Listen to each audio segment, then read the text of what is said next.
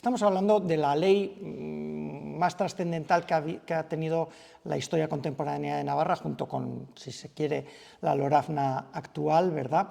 Y bueno, pues de alguna manera es la ley que hoy en día todavía, junto con su precedente directo del que trataremos, por supuesto, la ley de 25 de octubre de 1839, pone el basamento jurídico incluso de nuestro sistema actual, en gran medida, ¿no? Entonces, bueno, es una ley importante, ¿no? Yo creo que es una ley más oída o más conocida por el nombre que conocida por su contenido, y a ello vamos a ir, ¿no? En esta charla de hoy. Un poco para ponernos en situación, y sobre todo para los que no hubiesen podido venir a la conferencia de Mikel Lizarraga, que no la voy a repetir ni muchísimo menos, porque nos llevaría a dar otra conferencia nuevamente, pero para entender la ley de 1841, la conocida como ley paccionada, pues tenemos que tener muchas claves, ¿no? ¿Por qué? Porque, como veremos a lo largo de la conferencia, la ley de 1849 se puede ver como una botella medio llena o medio vacía. Algunos la ven muy llena, otros la vemos, me incluyo yo mismo, bastante vacía, ¿no? Y para concebir pues esta ley,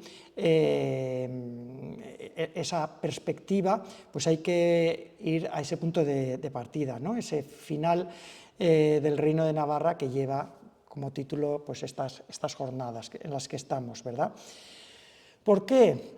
Porque, como ya se dijo en la conferencia anterior por el profesor Mikel Lizarraga, evidentemente Navarra era un reino independiente.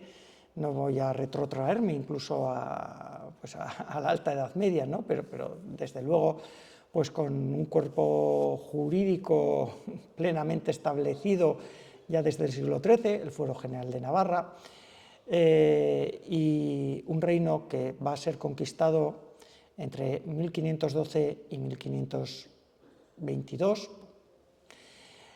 10 años de conquista, reino que va a seguir existiendo a partir de entonces, pero ya incorporado desde 1515 a la corona castellana, con todo lo que ello supone también desde el punto de vista jurídico institucional, pero bueno, pues conservando unos fueros, conservando un poder legislativo propio que sigue legislando, las Cortes de Navarra, y bueno, pues todo el entramado institucional de lo que era un reino, ¿verdad? En esta situación va a estar hasta que en 1808, en el marco de la Guerra de la Independencia, se sufre un proceso importantísimo de recentralización. Venía precediendo unos antecedentes en los que no voy a entrar ahora, pero en ese proceso importantísimo ya nos vamos a encontrar con un nuevo paradigma, que es algo muy importante para entender lo que luego voy a explicar ya, y ese nuevo paradigma es el constitucionalismo. Hasta entonces, Navarra tenía su propia constitución histórica, por emplear el término que entonces los navarros defienden, que eran sus fueros, pero se introduce un nuevo concepto, la Constitución, en este caso española, y como estoy en un apartado todavía introductorio, me permito ser de lo más sintético y simplista, en algo que realmente es profundamente mucho más complejo. ¿Qué ocurre en estos momentos del siglo XIX, y ya desde finales del XVIII, obviamente, con el surgimiento del constitucionalismo en el mundo occidental? Pues que fundamentalmente tenemos dos tipos de constituciones. Una va a ser la constitución, vamos a decir, descentralizada, y ahí tenemos el ejemplo pues, de Estados Unidos de América, y luego tenemos el ejemplo de constituciones centralizadas, y ahí tenemos el ejemplo francés, donde a pesar pues de tener una constitución, pues se crea un Estado centralizado. ¿Qué ocurre? Que las constituciones descentralizadas, donde surgen, o de las que surgen estados federales o confederales, surgen en territorios donde previamente pues, ha habido una descentralización previa, donde las Cortes han tenido una importancia histórica enorme, pues como hubiese sido el caso de Navarra, de haber seguido siendo independiente, o por ir a otros escenarios internacionales, pues ahí tenemos el caso del mundo anglosajón. En cambio, en lugares donde había imperado el absolutismo, caso de Francia, caso de Castilla, pues lo que van a surgir son, como digo, constituciones de estados centralistas. ¿Qué ocurre en el caso de la monarquía española? Pues que se da una circunstancia totalmente, vamos a decir, divergente. ¿Por qué? Porque existían en la monarquía universal española hasta el advenimiento de los Borbones, existían dos tradiciones constitucionales, y en este caso utilizo el término constitucional en un contexto preconstitucional, o si se quiere, existían dos tradiciones forales totalmente divergentes. Por un lado tenemos el mundo castellano con el absolutismo, y por el otro lado tenemos un mundo formado por los antiguos territorios de la Corona de Aragón, por Navarra y por las tres provincias vascongadas, donde precisamente el elemento constitucional vertebrador de estos territorios, de estos reinos, era el pactismo, es decir, donde las Cortes tenían un peso predominante. Esto tiene una primera crisis importantísima tras la Guerra de la Sucesión y los decretos de nueva planta, y por tanto la supresión pues, de la práctica totalidad de los fueros de la Corona de Aragón, y en ese conjunto pues, lo único que nos va a quedar son los territorios forales de Navarra, Álava, Guipúzcoa y Vizcaya. Bien, todo esto tiene un primer punto final, y ese punto final lo pone en primer lugar la Constitución de Cádiz. Perdón, no, la Constitución de Bayona. Lo que pasa es que no es un punto final lo de la Constitución de Bayona, casi sería un punto y seguido. ¿Por qué digo la Constitución de Bayona? Y luego volveré a hablar de la Constitución de Bayona cuando hablemos de 1839. La Constitución de Bonaparte, para la monarquía española, va a ser una monarquía a la francesa, pues como pudieron ser otros proyectos monárquicos del mundo napoleónico, solo que en este caso los comisionados vasco-navarros van a conseguir un artículo, fruto de una ardua negociación, el 144, por el cual se van a preservar los fueros de las provincias vascongadas y de Navarra, sujetos a una futura ley. ¿Qué ocurre? que finalmente el desarrollo de la Guerra de la Independencia impidió conocer el alcance de ese artículo 144. Esta es la misma fórmula que luego veremos repetida en 1839 y 1841. Pero lo que va a tener una influencia inmediata va a ser la Constitución de Cádiz de 1812. Constitución que va a hacer desaparecer directamente los fueros de Navarra. Bueno, también los de Álava, los de Guipúzcoa y los de Vizcaya.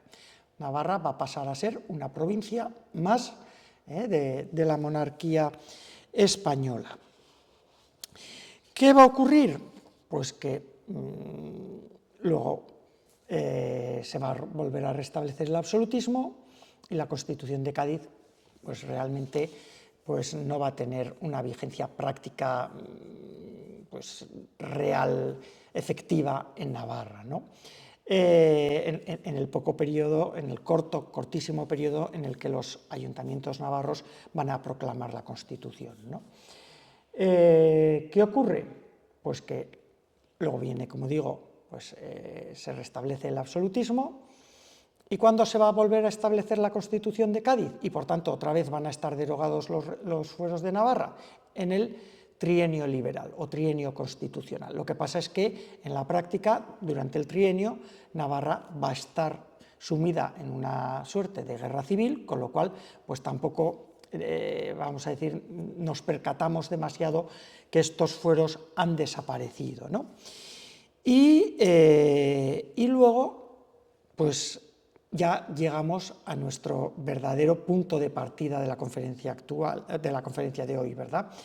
Que es el motín de la Granja, 1836, nuevo restablecimiento de la Constitución de Cádiz en el mes de agosto, pero claro, otra vez nos pasa algo parecido al trienio liberal, y es que entonces estamos en Navarra sumidos en plena guerra carlista, ¿no? En teoría, con el motín de la Granja, con el restablecimiento de la Constitución de Cádiz, pues las diputaciones forales quedan suprimidas por ser incompatibles con la Constitución, etcétera, etcétera, ¿no? Bueno, pues una guerra civil, la primera guerra carlista, en la cual, bueno, pues realmente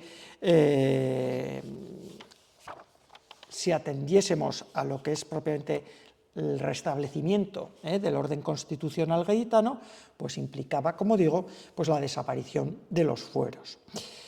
No solo eso, también a lo largo de, bueno, pues de estos años en los que, como digo, Navarra está sumida en una guerra, en la primera guerra carlista, se van a dar pasos importantes para lo que sería el desmantelamiento del edificio foral, ¿no?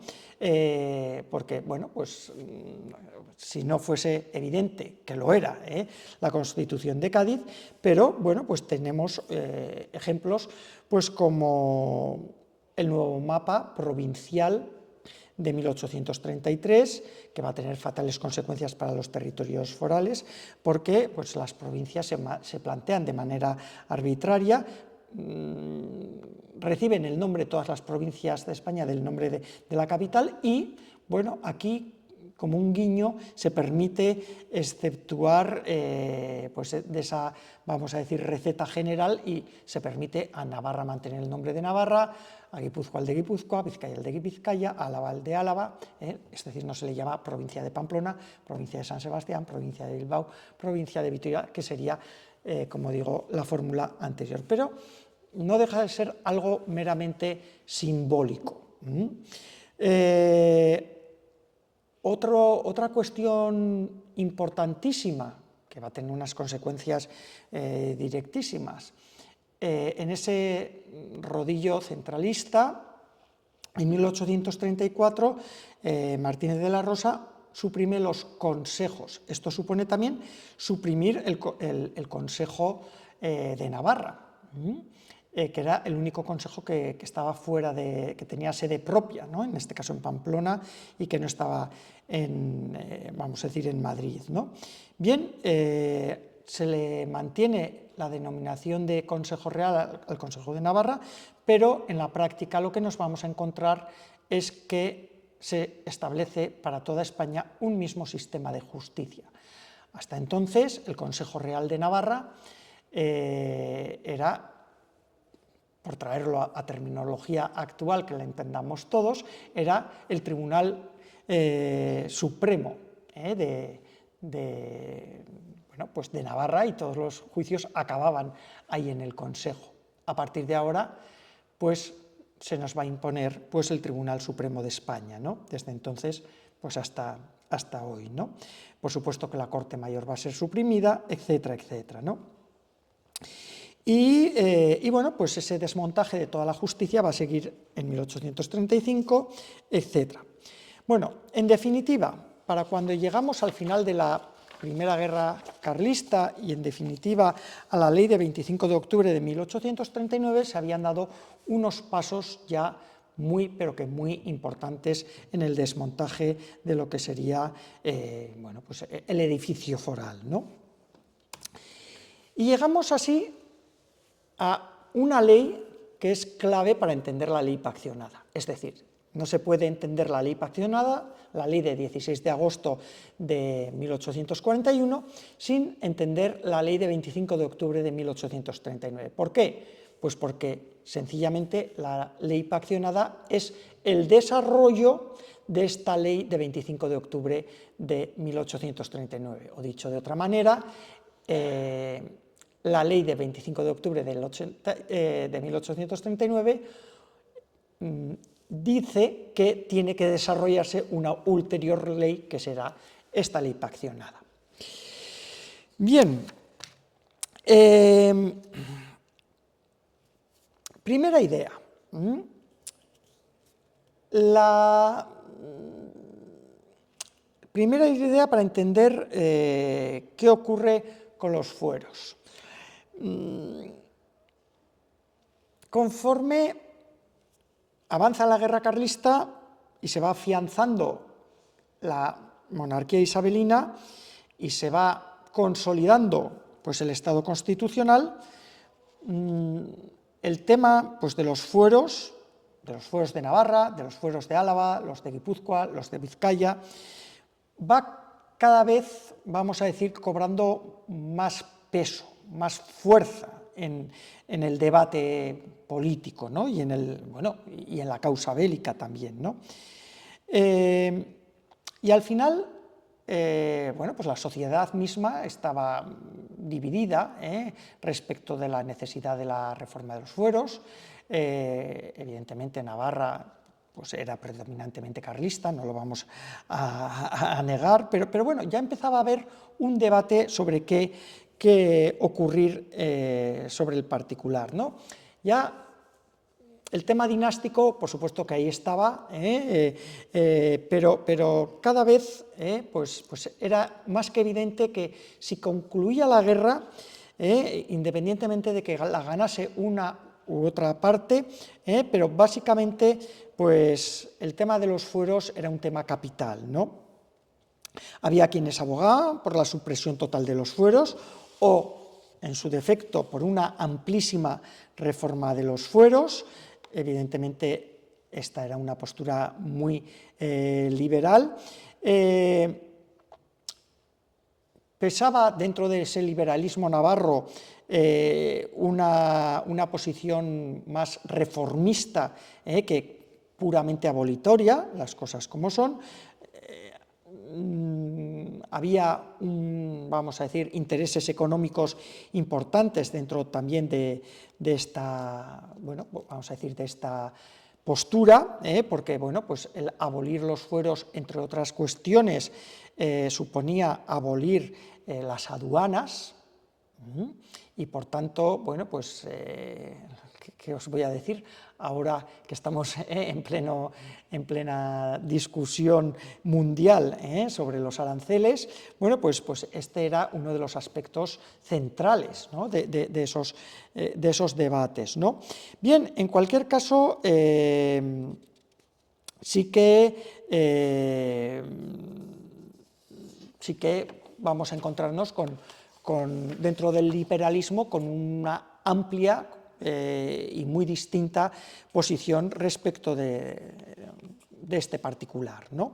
Como digo, pues algunos abolicionistas, otros pues más reformistas, etc., ¿no? Bien, luego también había pues el sector, vamos a decir, más ampliamente mayoritario en Navarra, por supuesto, liderados por el carlismo, pero no solo había carlismos, también incluso había un sector del liberalismo que propugnaba esto, que propugnaban el mantenimiento íntegro de la foralidad, ¿no?, el fuero total, ¿no? Esta postura va a estar plasmada en muchas, vamos a decir, bases doctrinales, y bueno, pues toda esa doctrina va a ser interesante también. Supongo que Fernando Miquel Arena ahondará sobre estos aspectos, pero va a ser interesante porque de alguna manera va a suponer una modernización de lo que sería el sustrato foral clásico, ¿no? Pero, en cualquier caso, no voy a entrar aquí, porque, como digo, va a ser Fernando Miquel Arena el que más aborde estos aspectos más políticos de la ley. En cualquier caso, la solución última va a ser una solución que se va a plasmar, por un lado, en el Convenio de Vergara y, finalmente, en la Ley de 25 de octubre de 1839. El Convenio de Vergara, ¿lo que es? Explicado de una manera muy sucinta.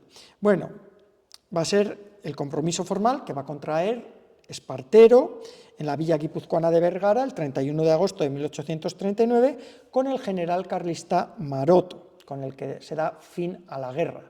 Maroto, general carlista, muy criticado por los carlistas.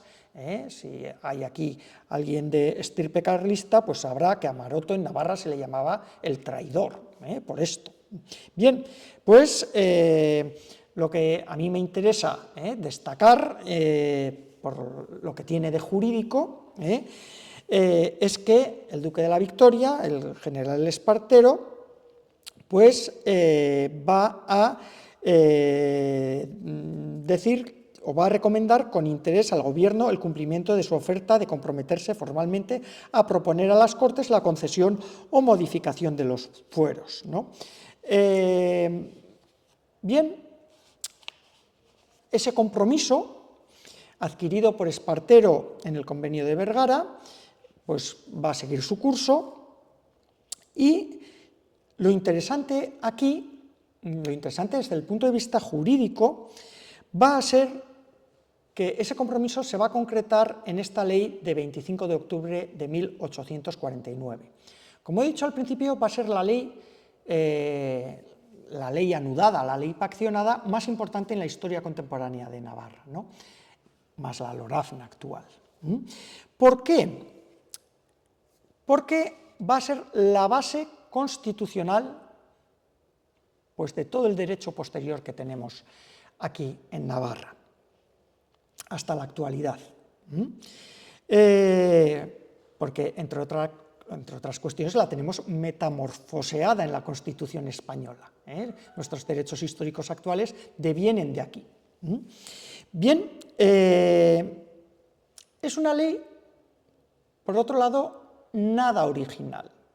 Se podría decir, y perdón por la expresión, que es un plagio de ley. Es un plagio de ese artículo 144 que os he comentado anteriormente de la Constitución de Bayona. Un plagio no reconocido, pero plagio en definitiva. Bueno, lo de los plagios en las leyes, esto es lo más habitual. Entonces, y ahora. O sea que no tiene connotación necesariamente negativa. Bien, ¿qué dice esta ley? Os lo leo literalmente porque es corta. Por un lado, dice, se confirman los fueros de las provincias vascongadas y Navarra sin perjuicio de la unidad constitucional de la monarquía. Esto es lo que decía básicamente el artículo 144 de Bayona. ¿Y qué encierra esto?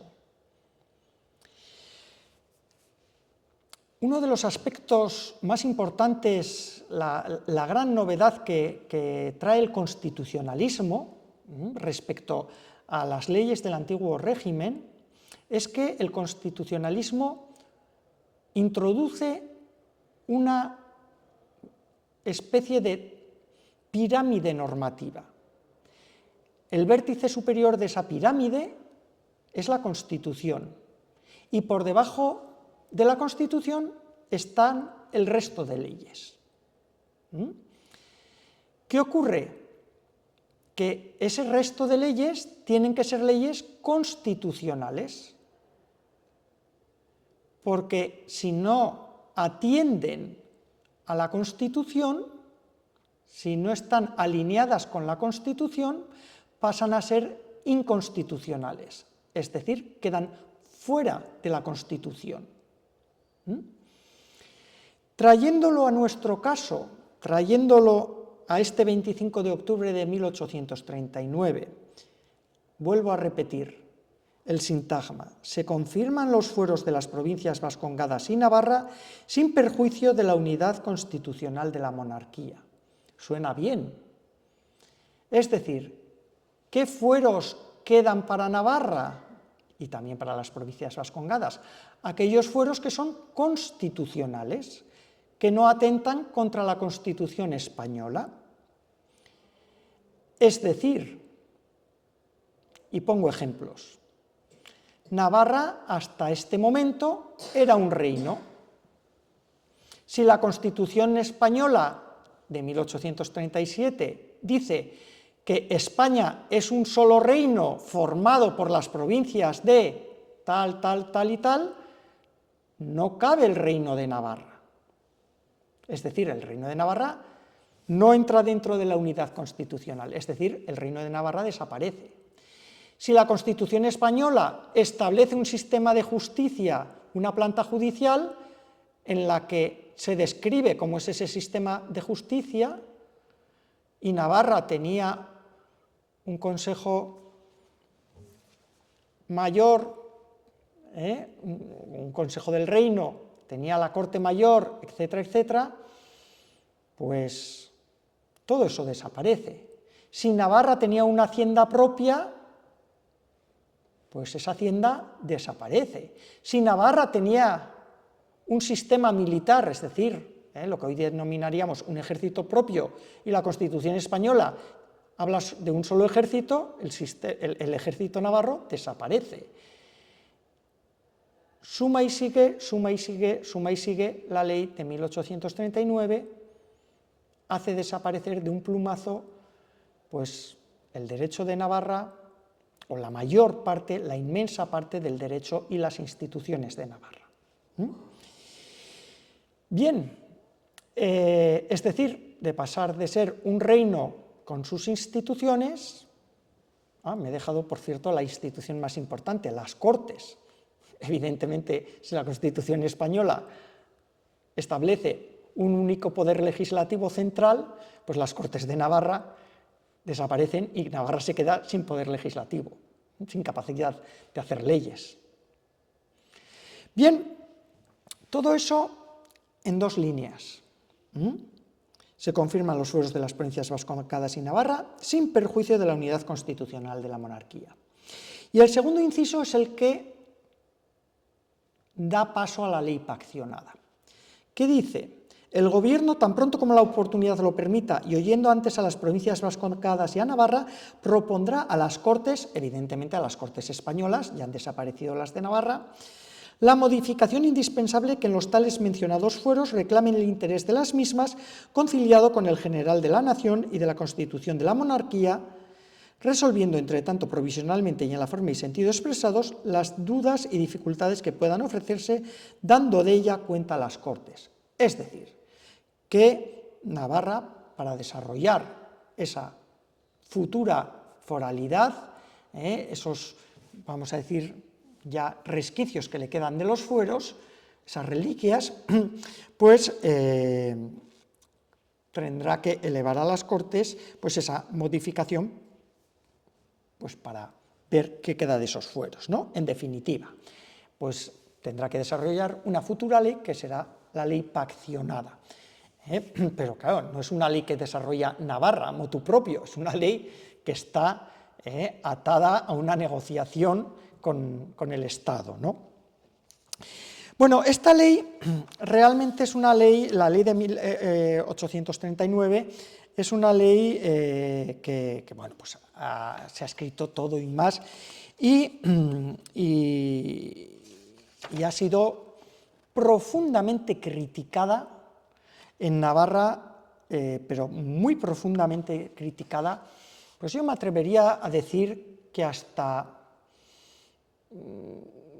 la fase final del franquismo, por absolutamente todas las ideologías, o prácticamente todas las ideologías, mayoritariamente criticada. Es algo muy ilustrativo.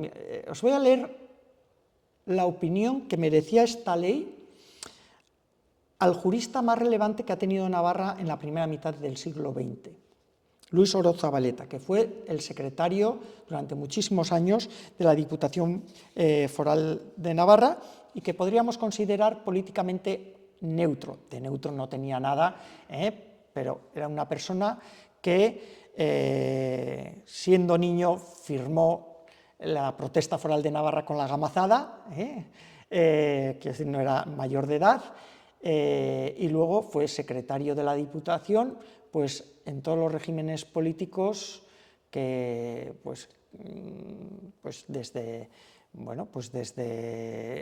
los años del autonomismo, 1818-19,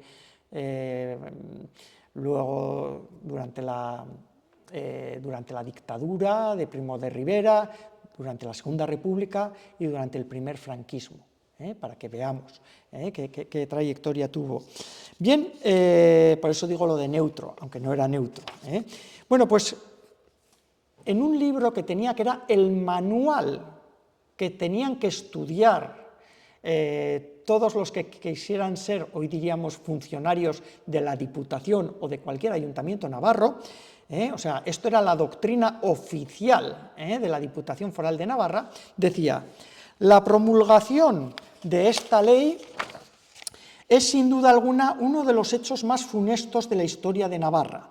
Lo que no pudieron conseguir los pueblos más poderosos del mundo en el curso de los siglos, lo hicieron las Cortes españolas mediante dicha fatal disposición, o sea, privar a Navarra de la independencia que desde los tiempos a que alcanza la memoria de los hombres había disfrutado. Esto, como digo, lo dice en el tomo primero de la Legislación Administrativa de Navarra, editado por la Diputación Foral de Navarra, en 1917. Bien, algo muy interesante de esta ley pues es el valor constitucional u ordinario de la ley, que es algo estrictamente muy jurídico, que en lo que no voy a entrar, habida cuenta del foro en el que estamos, pero sí que me interesa mucho destacar aquí una idea que es un poco que es muy compleja, y la voy a decir de una manera muy simple, ¿no? ¿Por qué? Porque en Navarra, los juristas de Navarra, y esto casi me atrevería a llevarlo hasta 1982, hasta las discusiones que hubo en la Lorazna, se van a encontrar con una paradoja.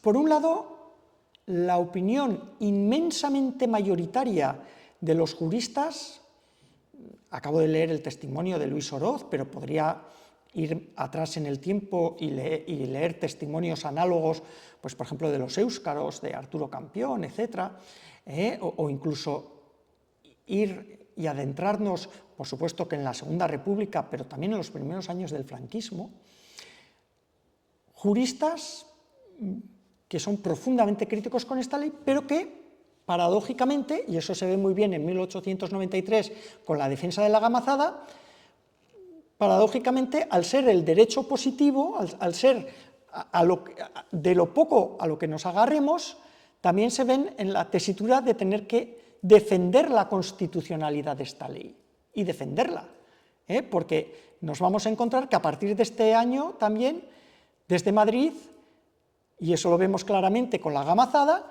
pues se quiere suprimir incluso esta ley y la posterior paccionada, ¿no? Como ocurrió con la paccionada, ¿no? O sea, perdón, con la paccionada, como ocurrió con la gamazada, ¿no? O sea, suprimir ya totalmente los fueros, ¿no? Entonces nos encontramos que un mismo jurista, caso de Orozabaleta, por ejemplo, pues por un lado defiende esta ley y su constitucionalidad, pero por otro lado la critica, y de qué manera.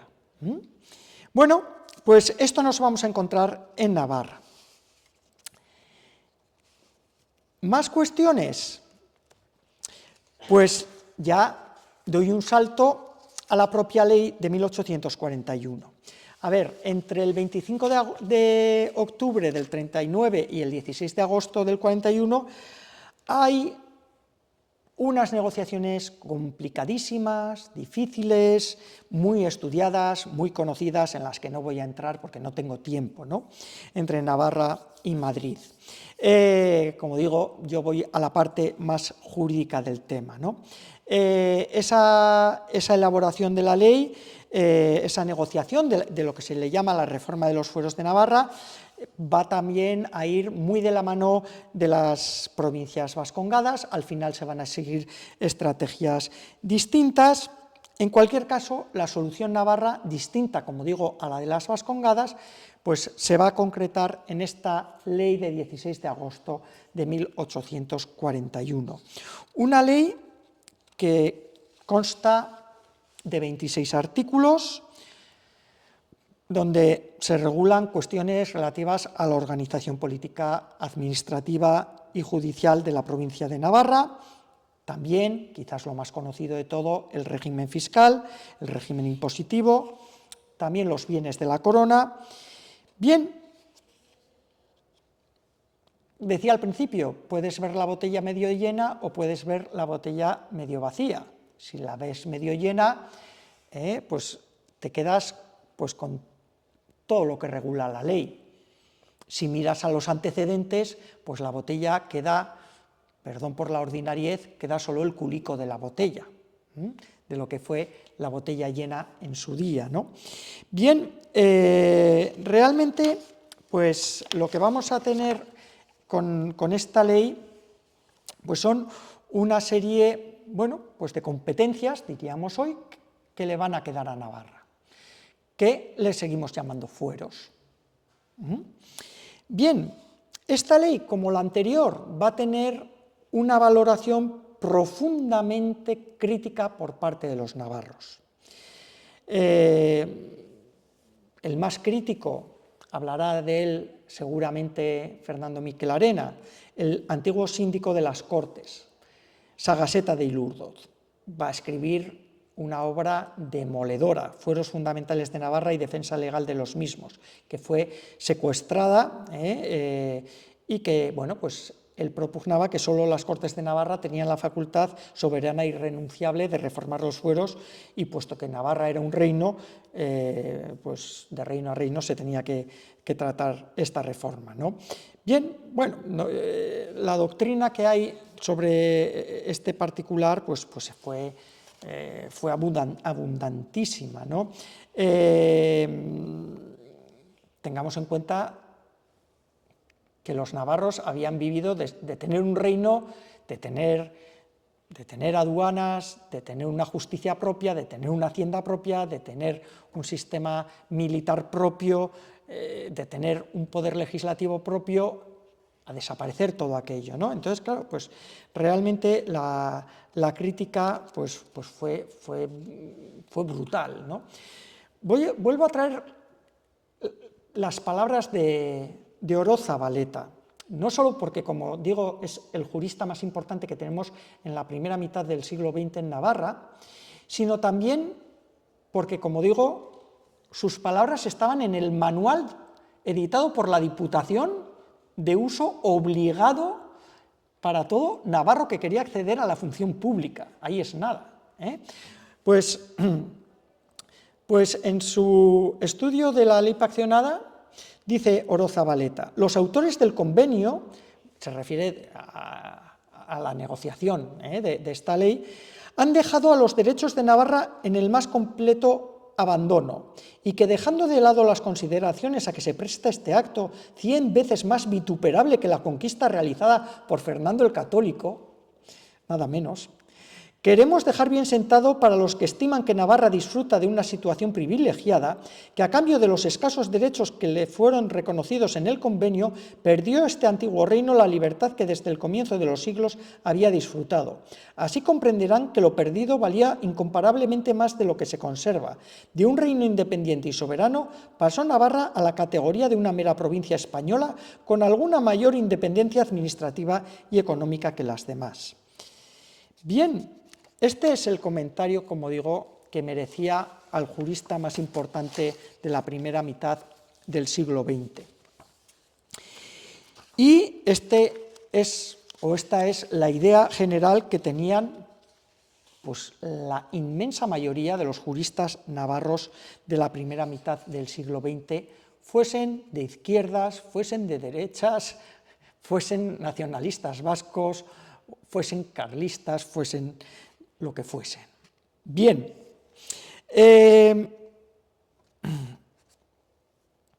voy a huir un poco porque el tiempo avanza y ya tendría que estar casi acabando, pero voy a huir de aspectos muy técnico-jurídicos, pero sí que quiero esbozarlos, ¿no? A ver, el aspecto más importante de la ley, y que de alguna manera todavía pues, sigue siendo la piedra angular de lo que nos queda del edificio de la foralidad en Navarra, pues sería el germen de lo que hoy denominamos la institución del convenio económico, ¿no? No tengo tiempo para explicar pues, las razones de fondo del cambio que supuso la ley paccionada en relación a la unidad de mercado, el pago de la deuda pública, el nuevo régimen económico que implanta, esa desaparición de las aduanas que hablábamos antes, el problema de la gran deuda pública de Navarra que soportaba evidentemente tras una guerra, pero bueno, básicamente se establece en esta ley, en el artículo 25, cómo tendría que ser la futura fiscalidad de Navarra, ¿no? Básicamente, bueno, os leo, el artículo 25 dice: Navarra pagará, además de los impuestos antes expresados, por única contribución directa la cantidad de 1.800.000 reales anuales. Se abonarán a su Diputación Provincial 300.000 de los expresados, 1.800.000 por gastos de recaudación y quiebras que quedarán a su cargo. Bueno, esto es el embrión del futuro convenio económico que bueno, tiene un antecedente en el convenio de Tejada-Valdosera, pero el primer convenio económico realmente como tal pues es el de 1927, ¿no? Bueno, en definitiva, lo que surge aquí, y esto es muy importante para Navarra, no lo podemos negar, es un cupo, es decir, una cantidad que Navarra paga al Estado, ¿no? Navarra va a recibir directamente, va a gestionar directamente una serie de impuestos, evidentemente nada tienen que ver los impuestos que se establecieron en la ley paccionada con nuestros impuestos actuales, ¿verdad? Eso, la fiscalidad va a ir variando, pero bueno, la fórmula de surgir o hacer surgir un cupo a partir de una recaudación por parte de Navarra, pues sería, como digo, el germen de nuestro actual sistema. Esto es sin duda lo más importante, ¿no? Más allá de eso, pues la ley tiene otros muchos contenidos importantísimos que sin tener la importancia, sin duda, de de los, bueno, vamos a decir, de los impuestos y el cupo, pero que todavía están.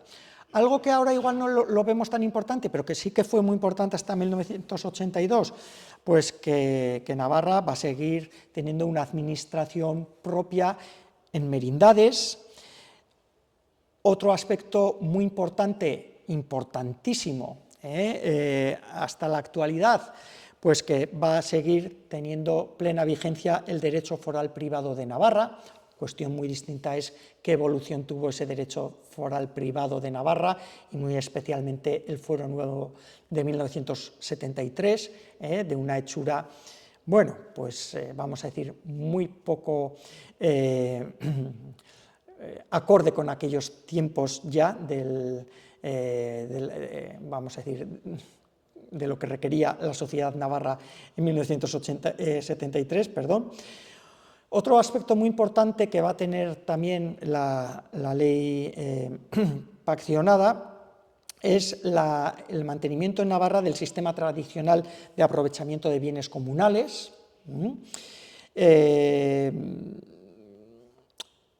Y bueno, pues otros aspectos ya se han ido quedando, vamos a decir, mucha literatura de la ley pues se ha ido quedando bastante obsoleta, se fue quedando incluso obsoleta en el siglo XIX, ¿no?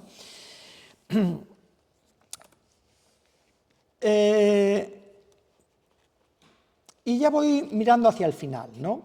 Consecuencias jurídicas a medio plazo. Bueno, pues ese germen del convenio económico va a tener o va a crear el concierto económico en las provincias vascongadas, en Álava, Guipúzcoa y Vizcaya, a partir de 1876. Acaba la última guerra carlista con una estrepitosa derrota para los carlistas, y en el caso de Álava, Guipúzcoa y Vizcaya, a partir de la ley de 21 de julio de 1876, pues llegan a una solución, vamos a decir, relativamente parecida a la que teníamos en Navarra. Es decir, a una especie de híbrido entre la ley del 39 y la del 41, pero ellos dan un paso adelante más. Y ese paso adelante va a ser la creación del concierto económico. Van a crear el concierto económico, y nosotros en Navarra, precisamente, a la vista de lo que ha ocurrido allá, aquí también se ha perdido evidentemente por parte de los carlistas, mayoritarios en Navarra todavía, se ha perdido la guerra, pues lo que se establece es el convenio económico, entre comillas, porque desde un punto de vista de una técnica jurídica no es un convenio, como he dicho antes, el primero es el de 1927, pero este convenio de Tejada-Valdosera de 1877. ¿Esto qué supone? Pues una actualización al alza bestial del cupo, ¿no?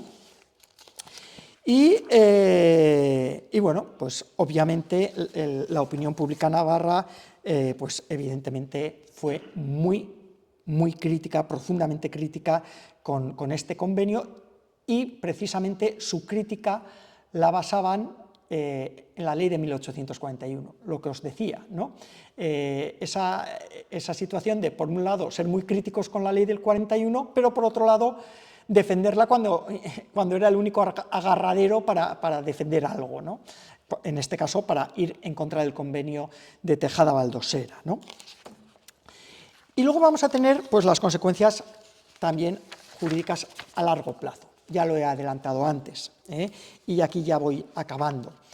La gamazada, lo conocemos todos, surge cuando el ministro de Hacienda, Germán Gamazo, en la Ley de Presupuestos del Estado de 1893, suprime la singularidad fiscal de Navarra, con lo cual se carga en la práctica la ley paccionada, ese artículo que hemos leído anteriormente.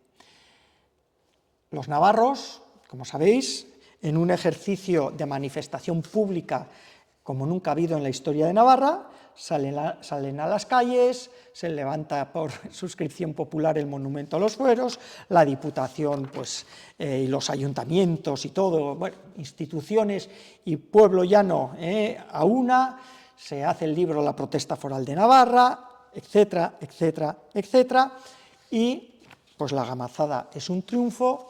Germán Gamazo, no solo por la gamazada, también por otras razones, al final es destituido y lo que quedaba de aquellos fueros pues se siguen preservando, ¿no? Por supuesto, esa exaltación foral pues tiene un peso muy grande en su momento. Ahí tenemos el ejemplo, como digo, de la estatua de los fueros, ahí tenemos el ejemplo de los paseos de los fueros, de las plazas de los fueros, no la de Pamplona, que es moderna, pero sí, la mayor parte de plazas y paseos de los fueros que hay en Navarra obedecen a este momento. Esta exaltación fuerista sin precedentes, este triunfo, va acompañado otra vez precisamente de la crítica a la ley paccionada, la crítica a la ley de 1839. ¿Por qué? Pues porque lo que se solicita entonces es, o lo que se clama, es la reintegración foral plena, es decir, el volver a la situación previa al 25 de octubre de 1839. Ello no quita, por supuesto, a que se defendiese la constitucionalidad de ambas leyes, de la del 25 de octubre del 39 y la del 14 de agosto del 41, es decir, la ley paccionada. ¿Por qué? Porque esa defensa implicaba el mantener lo poco que había, porque era o eso o nada, como digo. Y este clamor pues lo vamos a encontrar desde la Ribera Tudelana, ahí tenemos pues los paloteados sobre el particular, por ejemplo, como expresión popular, y ahí tenemos, por eso os he puesto ese estandarte de la Real Sociedad Tudelana de Amigos del País, hasta, por supuesto, el norte de Navarra. Todas las merindades se sumaron de manera unívoca a esta causa, una causa que bueno, pues luego tuvo derivas muy distintas, evidentemente ya a lo largo del siglo XX, no vamos a entrar ya ahí, pero una causa que tenemos muy visible pues en esta estatua de los fueros, a la que yo siempre invito a visitar, a leer, pues todas esas grandes inscripciones que están alrededor de la misma y que de alguna manera muestran lo que fue el espíritu de aquella época, pero también lo que fue el espíritu constitucional de una constitución histórica, de unos fueros de Navarra que venían pues desde la Edad Media y que se acabaron, desde luego, porque lo que nos quedaron fueron meras reliquias, en 1839, o si se quiere, en 1841. Besterik gabe, mila esker.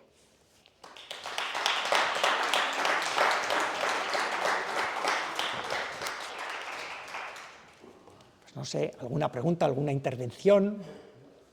Una pregunta que quisiera hacer. La ley de octubre de 1839 y la pérdida de los fueros de Navarra fue una consecuencia del pacto del convenio de Vergara y de haber perdido la primera guerra carlista, o Sí, evidentemente sí. Quiero decir, esto sería hacer historia ficción, con lo cual no tiene ningún sentido. Pero si los carlistas hubiesen ganado la guerra, ¿qué hubiese ocurrido? Hombre, desde luego, Navarra hubiese seguido siendo un reino Navarra hubiese seguido teniendo sus cortes, su sistema de justicia, etcétera, etcétera, ¿no? Porque de hecho se mantuvo. Se mantuvieron, eso sí, hubiesen sido muy distintas, quiero decir, porque ya estaban introduciéndose unos nuevos elementos, es decir, el liberalismo había tenido también cosas muy positivas para el derecho, me refiero, muy positivas para una modernización del derecho. Y en su propuesta el carlismo también tenía una influencia de ese liberalismo, en algunos casos, ¿no? Esto pasa como en 1808 entre 1808 y 1812, con la Constitución de Cádiz. Es una constitución en la que se da la paradoja de ser una constitución antifrancesa, pero que absorbe mucho del constitucionalismo francés, ¿no? Y que incluso los constituyentes gaditanos se las tienen que ver y desear para enmascarar todo lo que suene a francés, ¿no? Y para hacerlo muy español, ¿no? Bueno, pues aquí pasaba algo parecido, ¿no? O sea, quiero decir que no sé yo lo que habría dado de sí, ¿no? Y cuál hubiese sido. Luego, evidentemente, el carlismo estaba llamado a desaparecer, como ocurrió, ¿no? Pues por el transcurso de la historia, ¿no? ¿Qué habría ocurrido? Pues no lo sé. Cambia tanto la historia, sobre todo a partir del último tercio del siglo XIX, con la irrupción del nacionalismo vasco, de las diferentes corrientes de izquierda.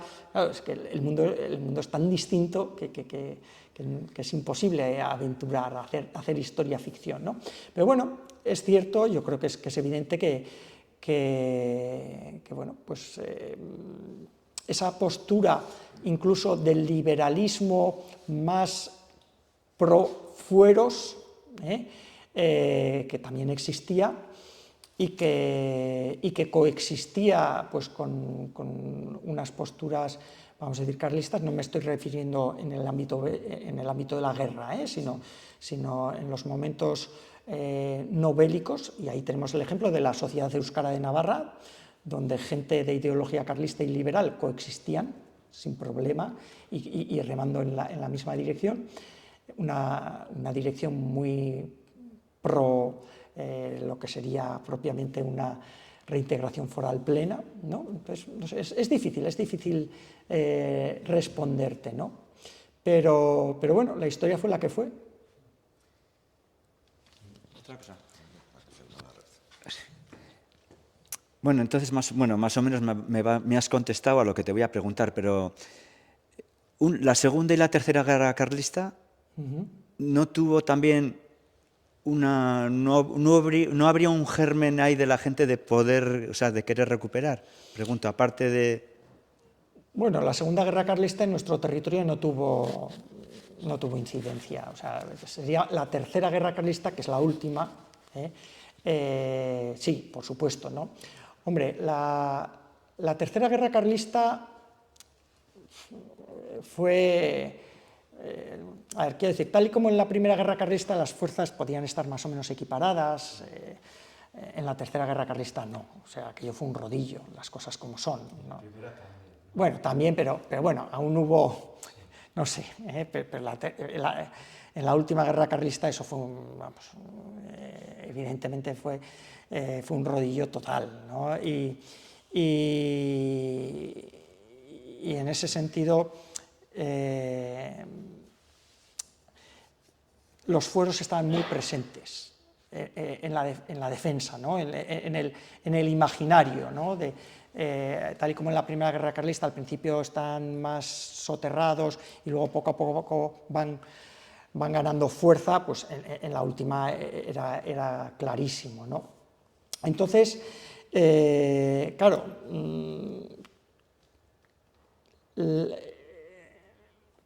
la situación que se dio ya a partir de 1876, pues ya fue una situación jurídica, me refiero, perdón, fue una situación,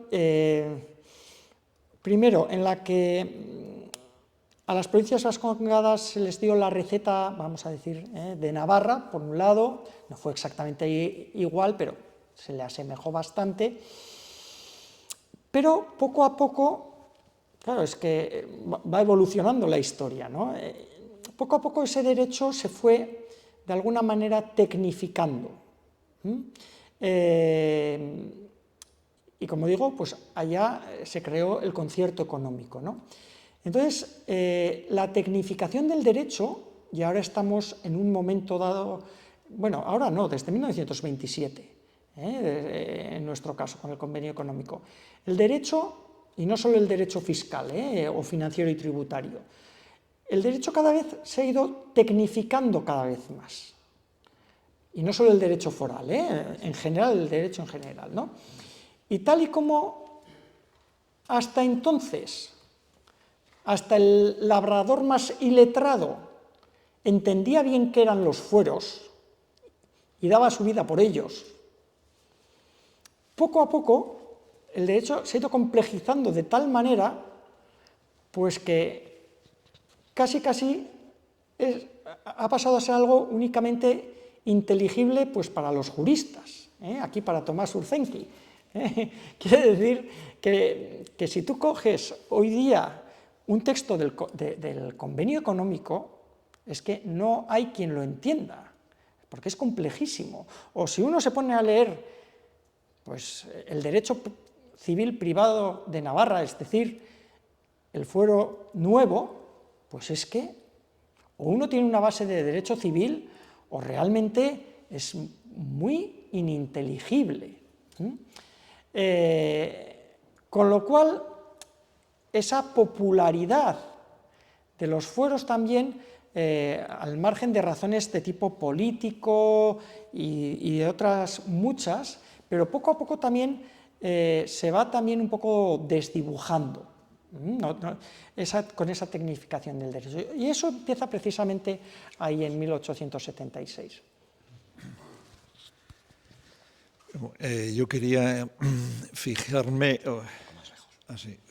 fijar el tema el de la Constitución de Navarra y luego cómo esa Constitución es sustituida por la Constitución española, pero por un acto de violencia. O sea, no hay realmente el sujeto político navarro, o sea, los navarros, el pueblo navarro en ningún momento decidió disolver las Cortes, eliminar, dejar de que fuera vigente su Constitución. Y prueba de ello es que todo lo que era el aparato político del reino, que bueno, que se llamaba reino, pero bueno, podría haber sido Estado o república, o sea, reino o república. Eso, lo importante es que era un reino y que tenía todas las instituciones de la soberanía, ¿no? Y que luego el bueno de Luis Orozabaleta, por ejemplo, que lo has explicado muy bien, pues un hombre clave en la mayor parte del siglo XX y que tuvo efectos o influencias hasta prácticamente hasta la transición también. O sea, toda esa escuela de derecho foral navarro pues estaba influenciadísima por él fundamentalmente, bueno, y por otros, pero él quizás yo coincido que sí era la cabeza visible. Esa Constitución de Navarra en ese momento de 1837, que ya empiezan a eliminar las instituciones, 36-37, lo que era el Consejo Real, la Corte Mayor, las Cortes de la Diputación del Reino, que ya prácticamente el 36 pues, es sustituida por una Diputación provincial más casi nombrada prácticamente por el delegado gubernativo, por el virrey, no hay una continuidad de las instituciones propias.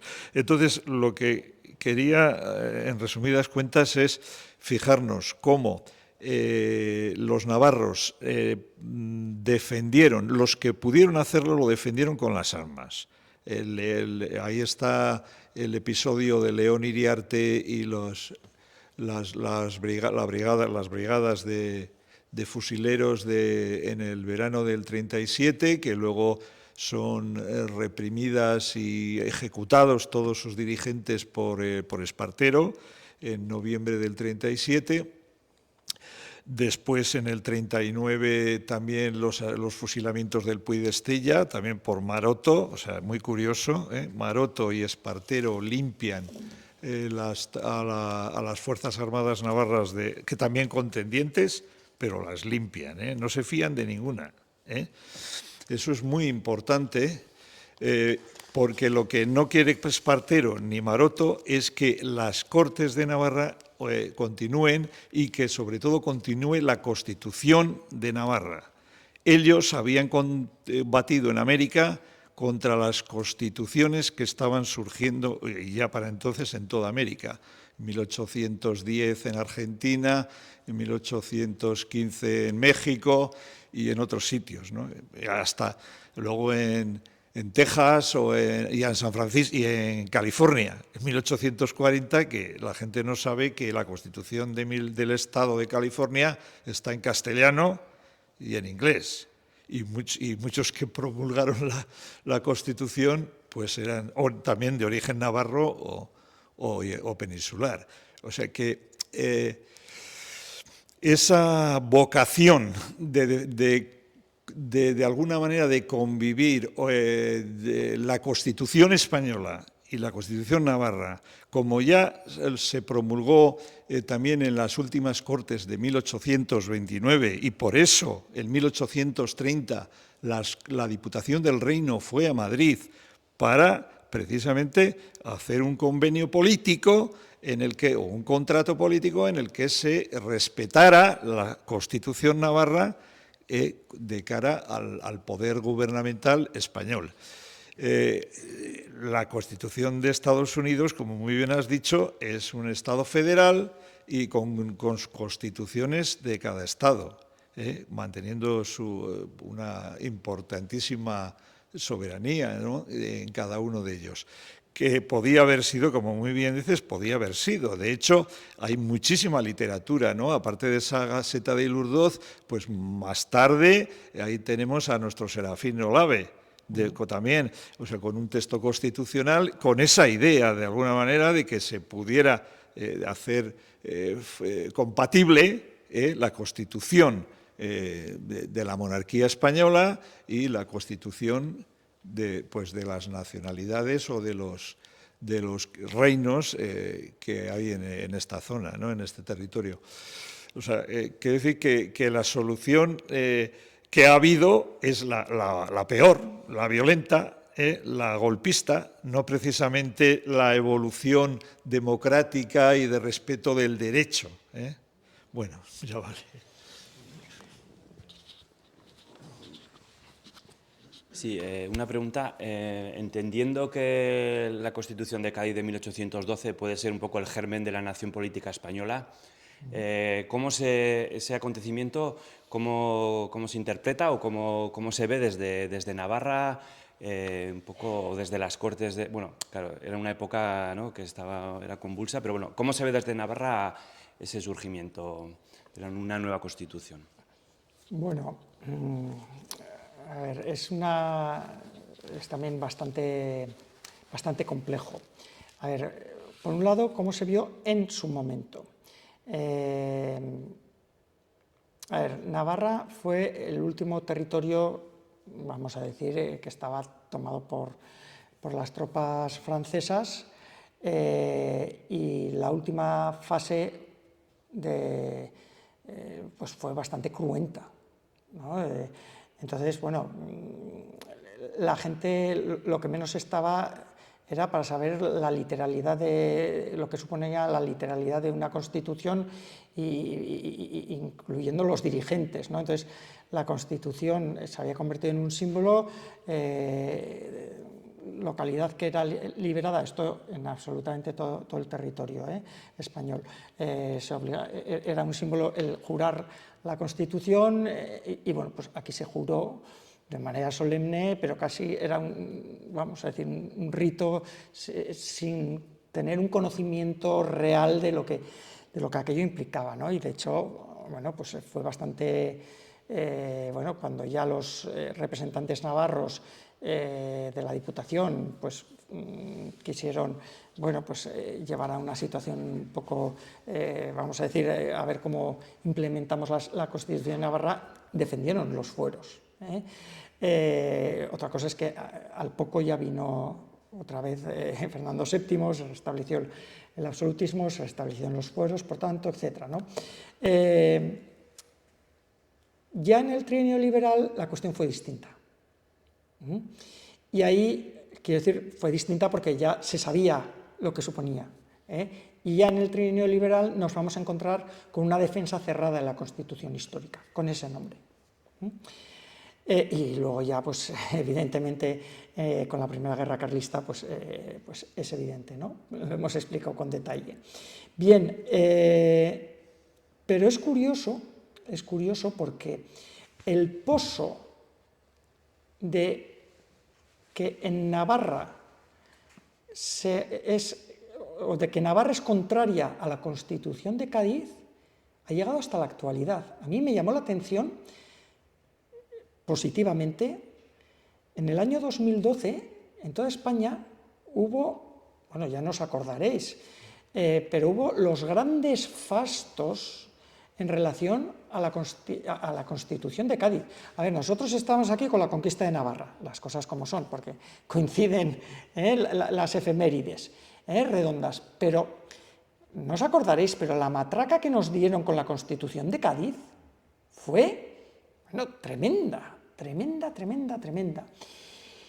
Y aquí el tema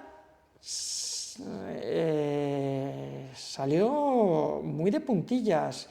Incluso el gobierno de Navarra de entonces no se quiso sumar a los grandes fastos y no se quiso sumar conscientemente de lo que suponía. Y era un gobierno de UPN.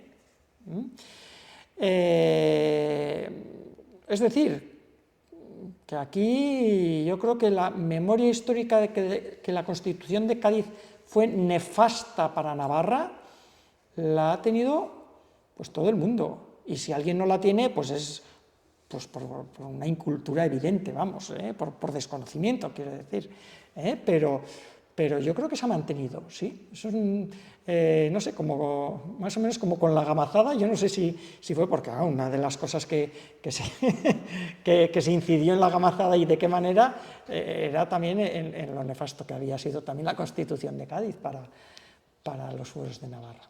Todavía queda cierta memoria colectiva un poco, ¿no? Sí, yo creo que sí. O sea, y creo, por esa evidencia empírica del año 2012, que yo fui el primer sorprendido de cómo Navarra, bueno, pues fue una especie de disolvente, ¿no? Sí, ¿no? Y no se quiso sumar, y hubo, bueno, yo por ejemplo, yo como historiador del derecho, en este caso hablo, que en mi disciplina hubo congresos, pero un montonazo de congresos sobre la Constitución de Cádiz, muy favorables a la Constitución de Cádiz, claro, como no podía ser de otra manera, pues en múltiples universidades españolas, por supuesto que en Cádiz, tal, y los pocos profesores que participamos en aquellos congresos hablando sobre Navarra o las provincias vascongadas, además fuimos muy críticos todos, o sea que yo creo que habrían sido las pocas ponencias críticas y textos críticos con la Constitución, ¿no? que están ahí en esos libros de actas, ¿no? Pero era muy llamativo, sí. Y de hecho yo creo que no fuimos muy llamados, yo creo que como sabían que íbamos a tener esta perspectiva un poco más crítica, sí, pero se dio ese hecho, sí. Bueno, pues aprovechando que te tenemos aquí y estamos preparando unas jornadas también desde Foro El Cartu, algunas charlas sobre la soberanía alimentaria y el comunal en Nafarroa, a ver si que ya has pasado un momento por encima de ese cambio que hubo en las tierras comunales, ¿no? Con la paccionada. Según yo voy aprendiendo en estas cosas en el Foro del Cartu y lo que he ido aprendiendo en otros sitios, el foro de Navarra surge desde los usos y costumbres y el derecho pirenaico mucho anterior hasta tener rey, ¿no? Y cuando empiezan a tener los primeros reyes, recuperan esos usos y costumbres y derecho pirenaico de una sociedad bastante más horizontal y se la pasan al rey, y el rey tiene que cumplir esas leyes, modificándose con el tiempo, y claro, las luchas que hay supongo que irán siempre un poco a modificarlo más, a tirar hacia el rey, porque es el que tiene el poder en estos momentos, ¿no? Pero, volviendo al comunal, que me voy, ese cambio de cómo era el comunal originalmente, que era justamente en tiempos de crisis y de hambrunas y malos tiempos, para la gente más pobre de Navarra o la que menos recursos tenía, era un medio de subsistencia muy valioso y era muy, muy fuerte para que la gente no se muriera de hambre.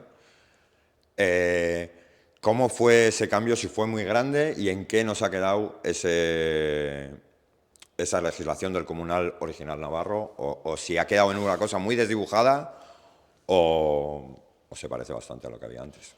Pues me has hecho una pregunta que es para otra conferencia totalmente distinta. ¿No? Te invitamos a que hagamos otra. En mayo por ahí haremos.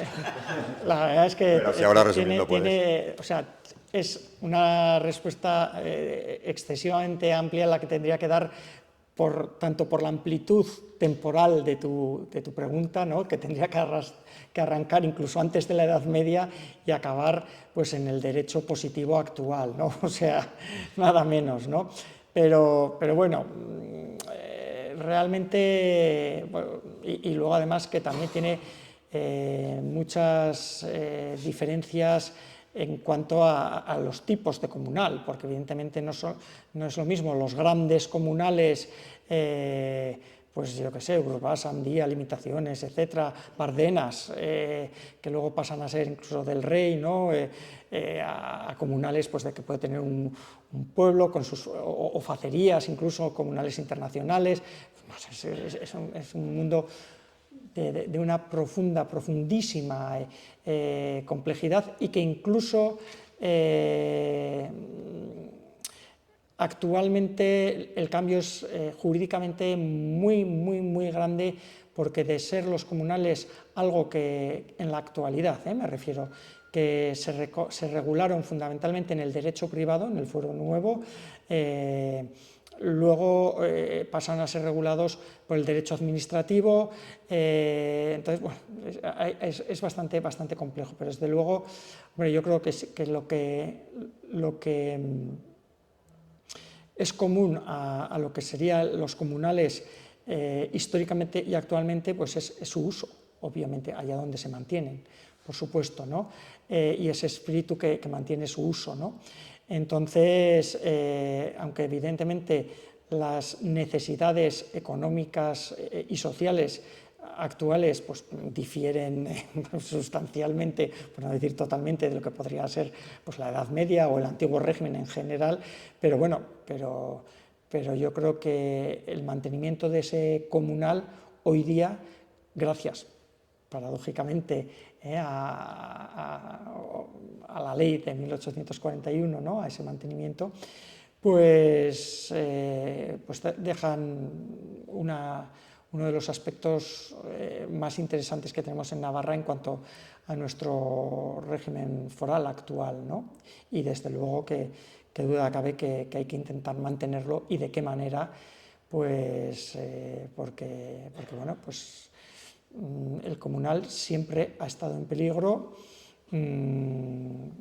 y bueno, me atrevo a decir que sigue estando en peligro, ¿no? Por su fragilidad. Entonces, bueno, pues las herramientas que nos da el derecho foral, me da igual el administrativo que el civil, que todavía está un poco a caballo, pues las tenemos que mantener. ¿Y de qué manera? Y lo tenemos que defender a capa y espada.